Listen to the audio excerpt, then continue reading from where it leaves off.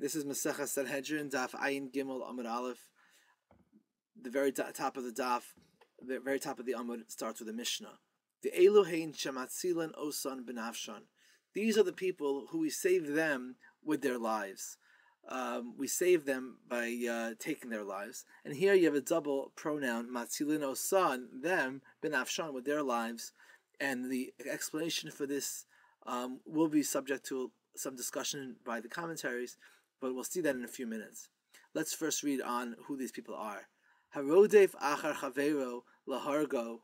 If you're chasing someone, or if someone is chasing someone else, rodef achar chavero, or I would say pursuing someone else, lahargo, for the purpose of killing him. That's one case. The second case is vi'achar hazachar, and someone is pursuing somebody else who's a male, trying to sodomize him. So you're stopping the act of sodomy, of rape. Vi'achar hanara hamurasa. And thirdly, someone's trying to rape a nara hamurasa. A nara hamurasa is a married woman. It's a particular kind of married woman that's referred to in the Torah, singled out. But it really refers to any married woman. Someone is trying to commit adultery with a woman.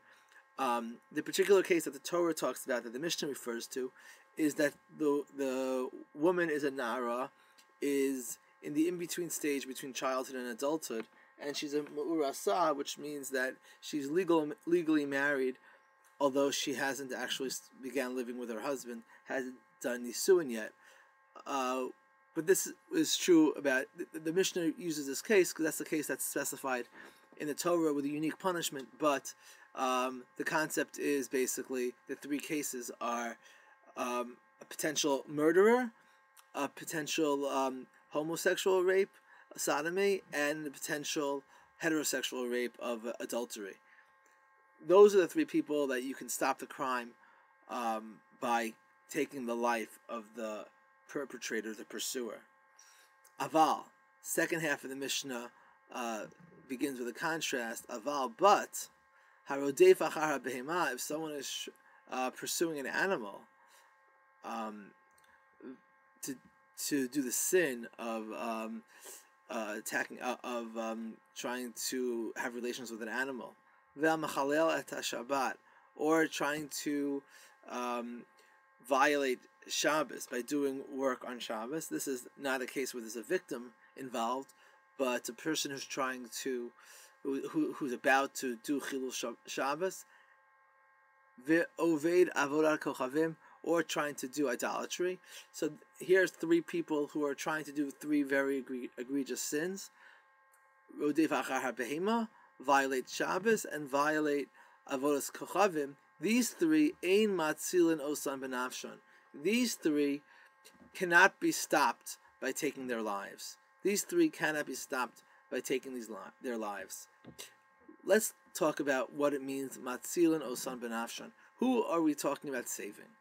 So Rashi says simply, ve'elu shematzilin osan min ha'avera. These are the people that you protect, that you save. Rashi says from sin. Who's the victim that we're trying to save? It's the person who's about to do a sin. Even though he's trying to do the sin on purpose, we're saving him from the sin of murder or rape or by taking his life. Binafshan, Rashi says, nitnu lehareg lechol adam. Any person, lechol adam, any person can kill this person to save him before he sins. Kedei lahatzilan min ha'avera, to stop him from sinning. Umikroi nafki, and we will derive this from psukim. Here Rashi does his two functions. First, he explains the words of the Mishnah, and then he tells you the source or the reasons for the Mishnah. But in this case, he doesn't tell it to you. He just refers to the fact that the Gemara will quote psukim to prove all these halachot to be true. Now let's look at Tosfot. The Tosfot down, Yad Ramah להצילו benafsho. The third Tosfot on the page addresses this exact question. And Tosfot says, here's a Tosfot, Mash להצילו benafsho, Mashma'ot halashon shematzilin hanirdaf benafsho shel rodev. The language sounds like what you're doing is you're saving the nirdaf, the victim, by taking the life of the rodev, the person pursuing him. The matzilin and benafshan are really two different people, it sounds like. You're saving the victim by killing the rodev. That's how Tosfot begins with the simplest interpretation. Aval, however, lo yitachen lefaresh kein berodef achar habehema v'chayotzeba. But this doesn't really make sense to interpret it this way when it comes to the second half of the Mishnah. Here's the with the word aval comes the second half of the Mishnah, and these cases, rodef achar behema, here the victim is an animal, and in the other two cases there is no victim at all. So it would be hard to use the language ein matzilan osan benafshan. We don't save them with their lives, save them referring to the victim of the crime of the rodef, because there is no human victim in any of these cases, and in two of the cases there's no victim at all. Lefikach, therefore, nireh lefaresh shematzilin et ha'adam min ha'avera benafsho shel atzmo. Therefore, it must be interpreted, or should be interpreted, that we're saving the person from sin, benafsho shel atzmo. The two pronouns refer to the same person. We save the person from sinning by taking his own life. In other words, Tosfot agrees with Rashi. Matzilin osan, we are saving the rodef from sin by taking his own life. Here, Tosfot does what he does often, but not everyone realizes it. Tosfot basically starts off with a premise that does not agree with Rashi, and then raises a question and proves that Rashi's interpretation is actually correct. Aval kasha, but this is a little bit difficult. Mi na'ara ha'mu'urasa, from the case of na'ara ha'mu'urasa, dika amar, that we say about it, nitan lahatzila benafsho. This is referring to, Tosfot doesn't tell you where he's quoting from, but this is, which means it's probably in our own sugya, and it's actually a little later line, a little later on our daf. The Gemara uses the language ma na'ara hamurasa nitan lahatzila benafsho. We can save her benafsho, and here the grammar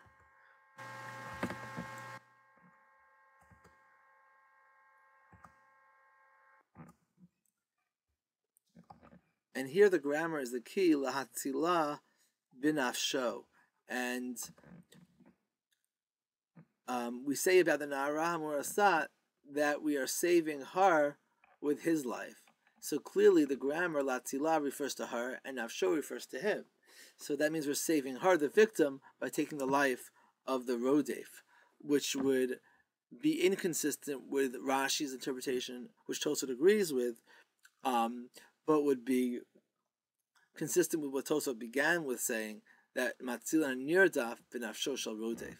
Tosfot raises this as a problem, but does not really reject his interpretation. The next thing Tosfot does is he goes on with a new topic. V'im tomar always means that Tosfot is starting a new topic and raising a brand new question.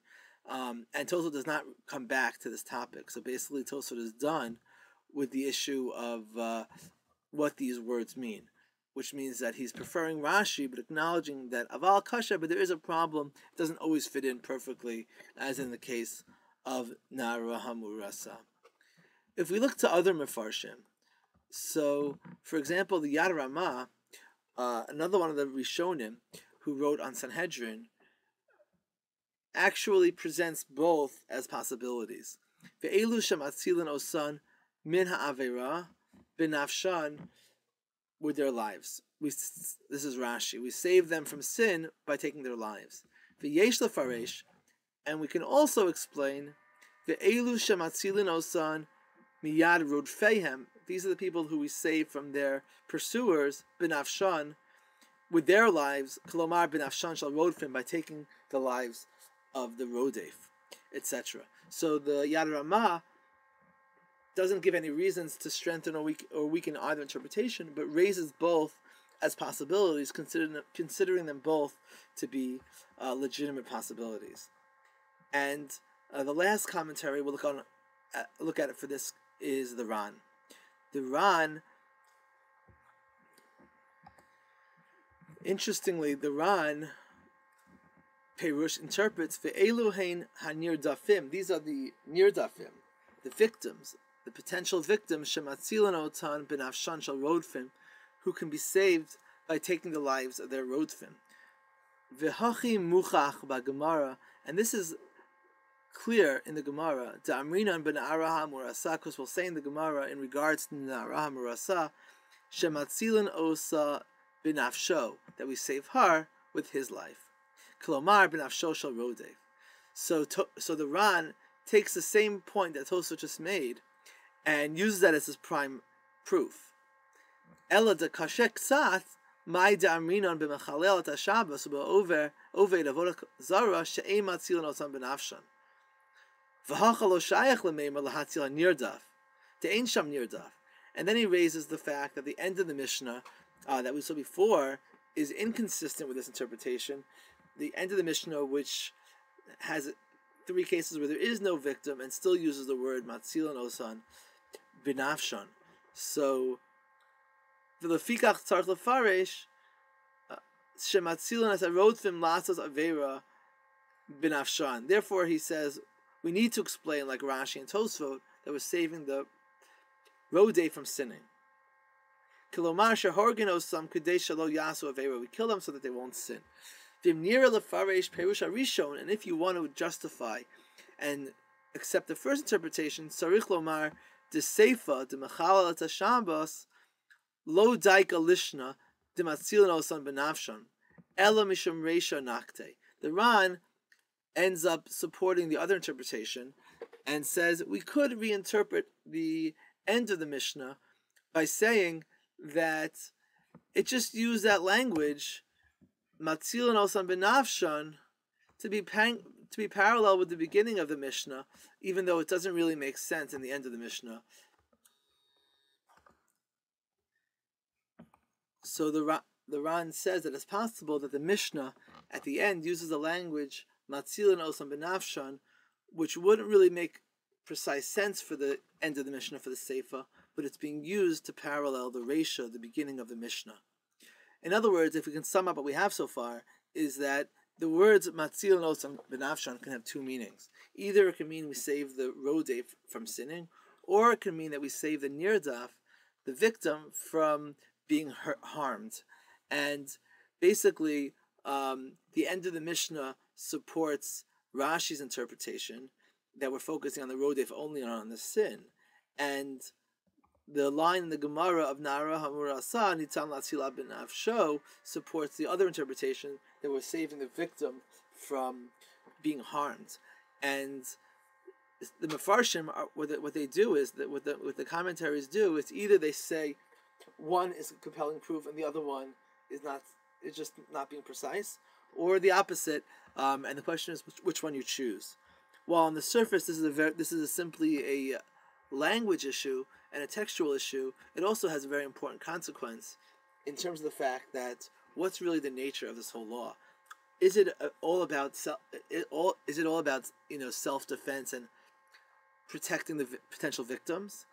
In which case you'd interpret it as we save the victims with the life of the rodfim, or is it that we're talking only about the sin and we're saving the rodei from sin, and it's not really about saving the victim per se, but it's about saving the rodei, or the thing that allows us to violate the prohibition of murder is the protection of another mitzvah. Or it's possible that they're both true, and the question is really just which one is the Mishnah focusing on. The Ran, in the footnotes to the Ran that we just read, raises some later Mefarshim who suggest that it's really both that are true, and discusses some applications which we'll see possibly in the next shiur.